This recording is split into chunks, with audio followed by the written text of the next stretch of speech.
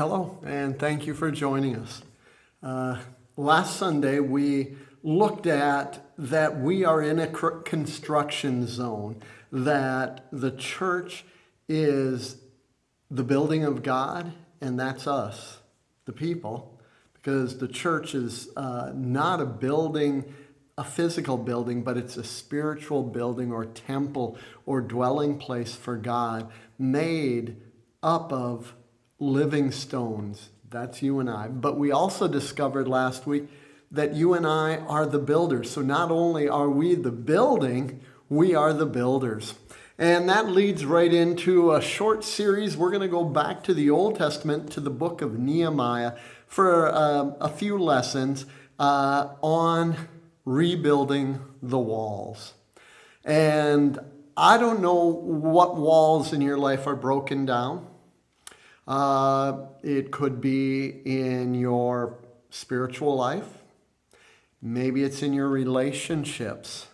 Maybe it's the church that you're a part of, as we've been talking about last week, that the church is a construction zone. And so possibly it's the situation that the church you're a part of has some broken walls. And I don't mean physical, but I mean in the spiritual sense, that maybe it's in decline, maybe it's struggling, whatever it is. So I don't know where the broken walls are in your life, but Nehemiah deals with the subject of rebuilding the walls.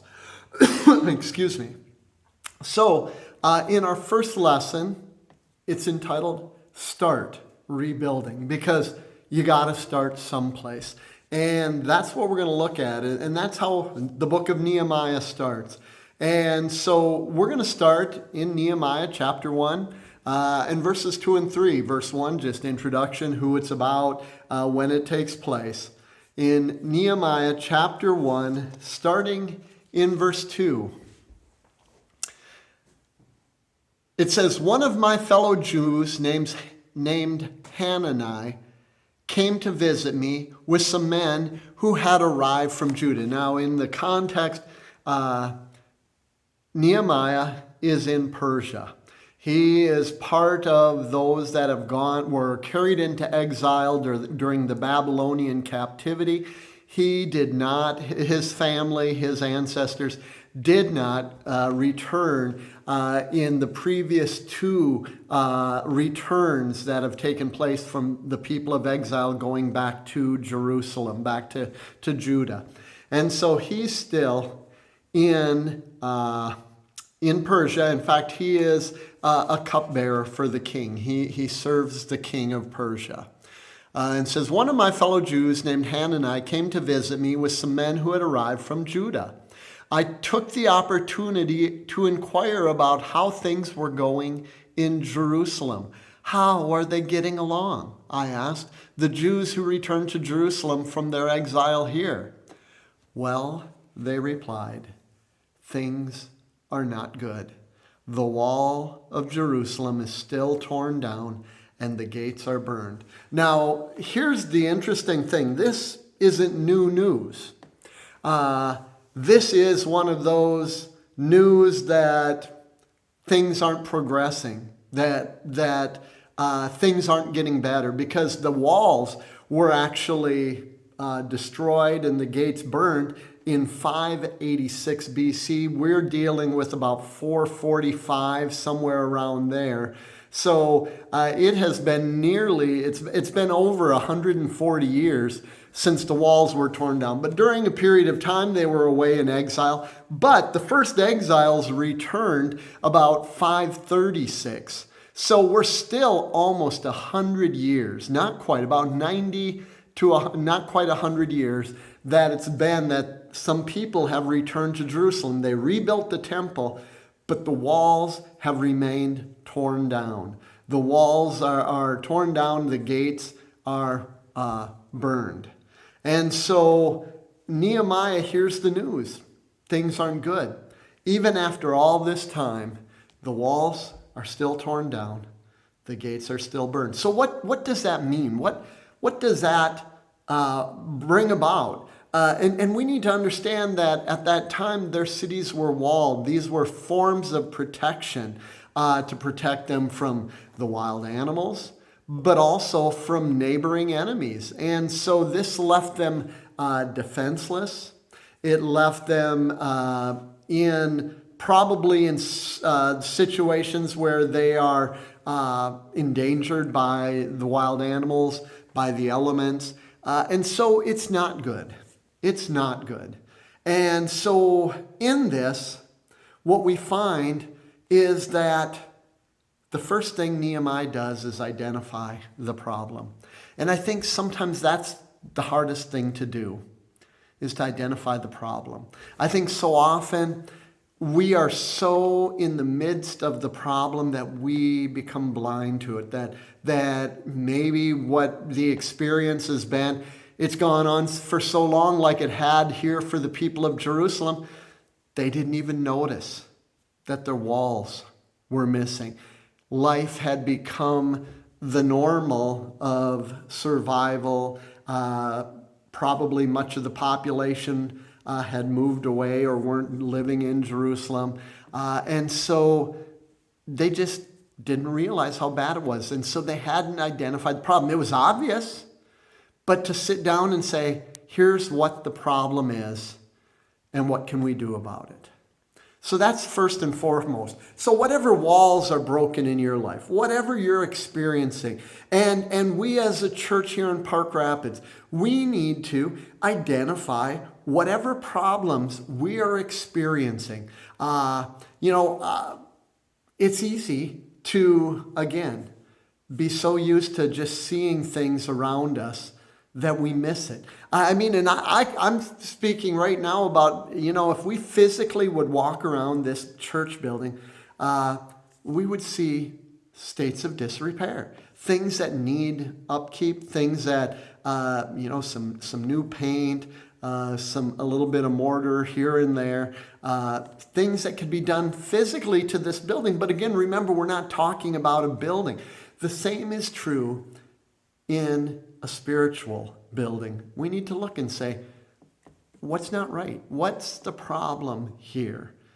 So identify the problem. Secondly, let's go to Nehemiah 2, verses 11 through 13. So this is actually after Nehemiah travels from Persia to Jerusalem. What's the first thing he does when he gets there? It's found in Nehemiah chapter 2, verses 11 through 13. Nehemiah chapter 2, verses 11 through 13. Here it says, 3 days after. Now, this is a long journey that would have taken probably weeks to make. And he rests for 3 days. 3 days after arriving, I get up during the night and left my house. I took some men with me without telling anyone what I thought God wanted me to do for the city. So he's keeping it quiet, what he's feeling that God is leading him to do. But he goes out in the middle of the night, takes a couple men, probably for protection. Again, remember, it's dangerous. The only animal I took was the donkey I rode on. I went through the valley gate on the west, then south past Dragon Spring before coming to Garbage Gate. As I rode along, I took a good look at the crumbled walls of the city and the gates that had been torn down and burned. So he'd received the report while he was still in Persia.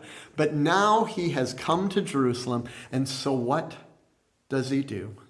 He goes out and he checks the situation for himself. He'd heard the report. He heard the situation, the condition, the problem. Now he goes and makes an honest assessment. He goes personally and looks and says, okay, was this an exaggeration I was given? Did they make the problem bigger than it was? Or is it less? Did they minimize what the problem is? He wanted to see for himself. He wanted to make an honest assessment. And you and I, we need to do that. We need to do that with those situations in our life, with those broken walls in our life. And as a church, the Park Rapids Church, we need to make an assessment. What is an honest assessment of our situation?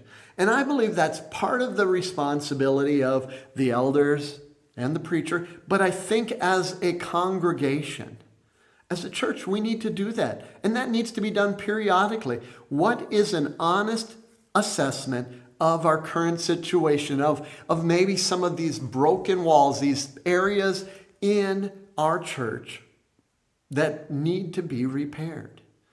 And again, like I said, this applies to our personal lives as well.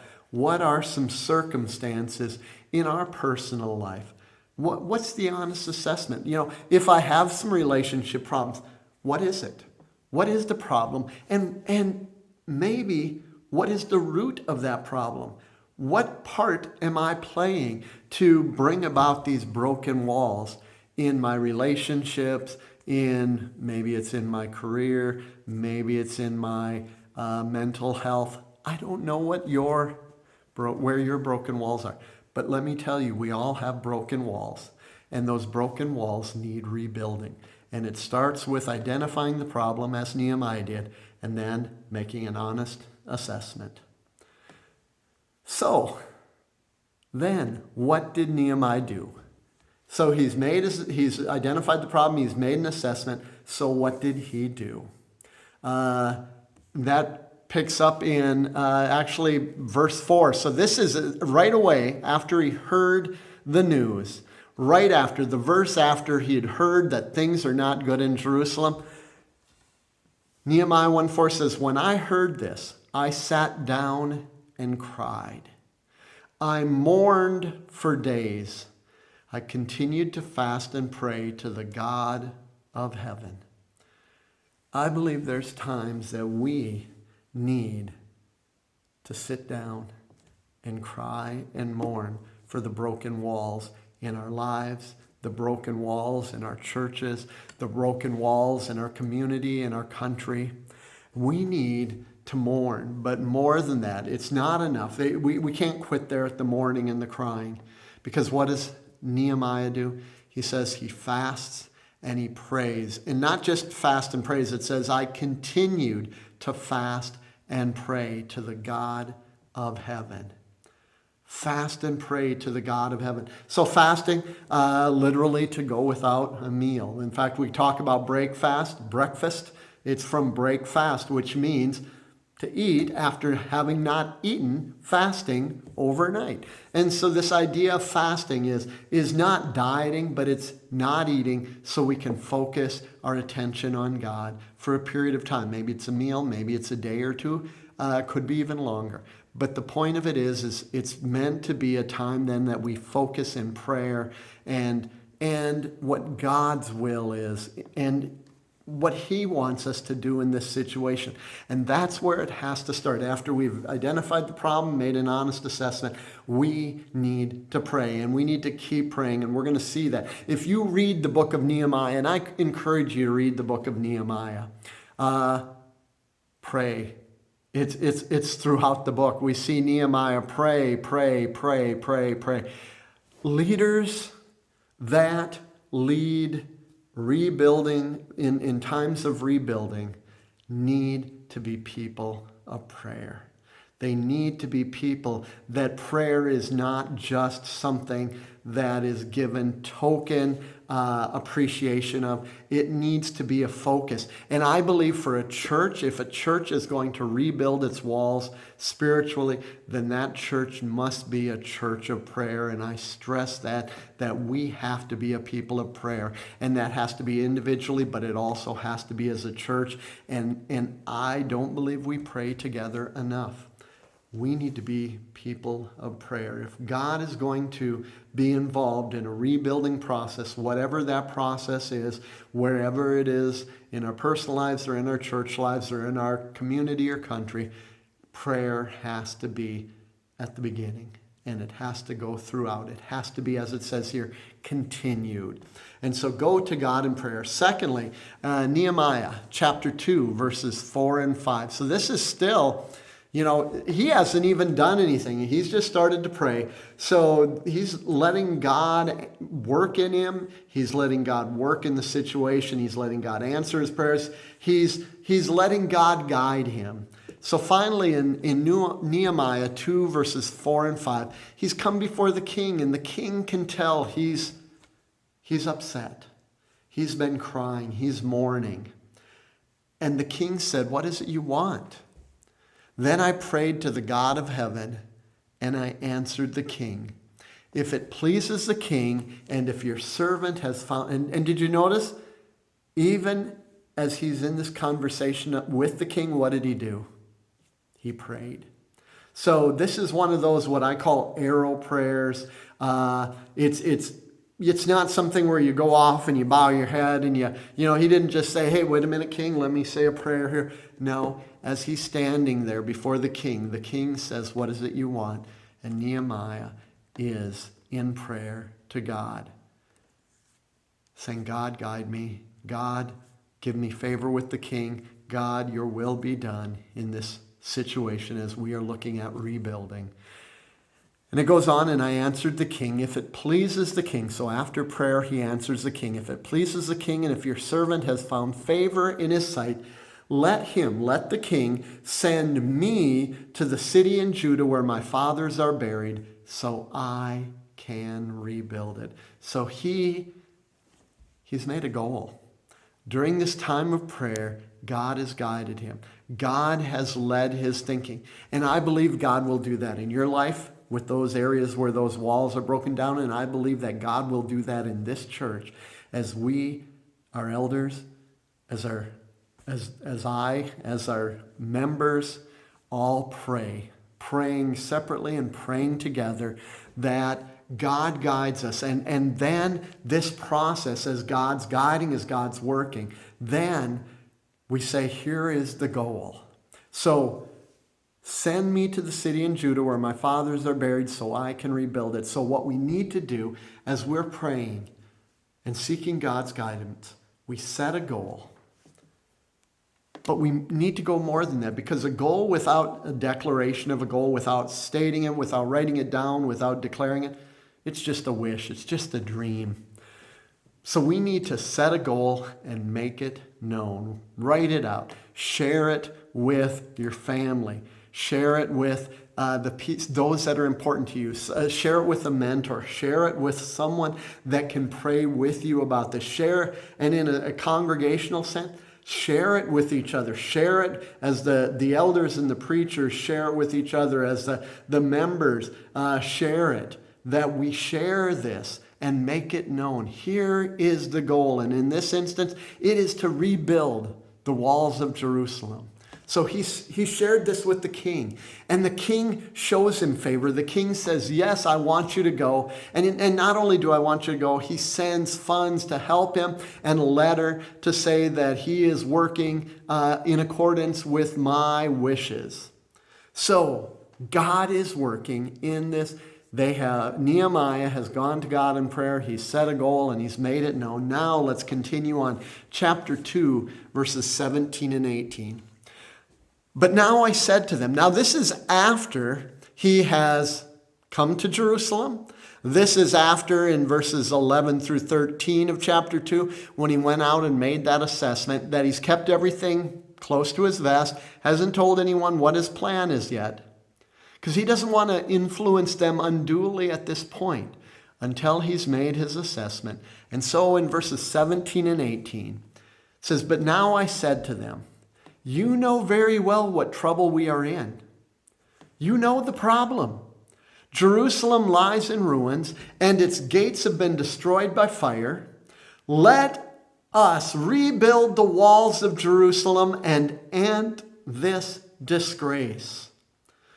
Then I told them about how the gracious hand of God had been on me, and about my conversation with the king.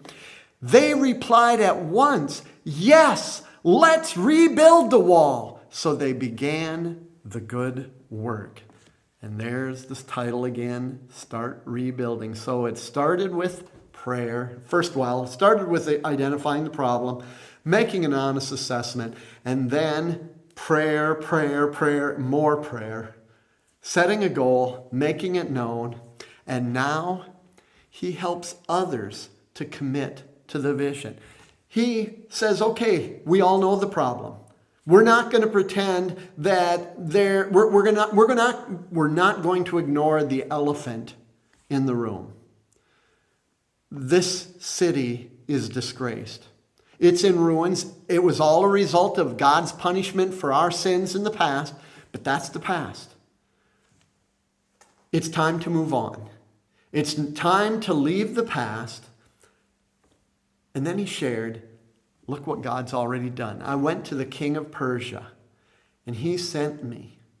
And he has given permission. He is backing this. And he's given us funds that we need to get this project done. And he doesn't give the credit to the king of Persia. Who does he give credit to? The God he's been praying to. The God that owns the cattle of 1,000 hills and has all the resources that we need. And he looks and he says, the gracious hand of God was with me and was with this project. And when they heard this, the people said, what? Let's rebuild the walls. And they started working. So again, go to God in prayer. Set a goal, make it known. Help others to commit to that vision. So again, you find a plan of action for whatever those walls that need rebuilding in your life, and then go and get others involved. If it's about a relationship with someone in your family, go to them. Talk to them. If there's confession that needs to be made on your part, then confess. If there is forgiveness that needs to be offered, then forgive. If there are areas in your life that you've been neglecting, letting bad habits slip in, then change those. Create new habits, good habits. It's all about, again, the process of rebuilding. So, what was the result? What was the result of this? Go to Nehemiah chapter 4, verse 6. Nehemiah 4 and verse 6. So we rebuilt the wall till all of it reached half its height. So they worked for a period of time. They're half done. The wall is half built. Why? For the people worked with all their heart. Skip a little forward, 2 more chapters. Chapter 6, Nehemiah 6, 15 and 16. So on October 2nd, the wall was finished, just 52 days after we had begun. When our enemies and the surrounding nations heard about it, they were frightened and humiliated. Why? Because they realized this work had been done with the help of our God.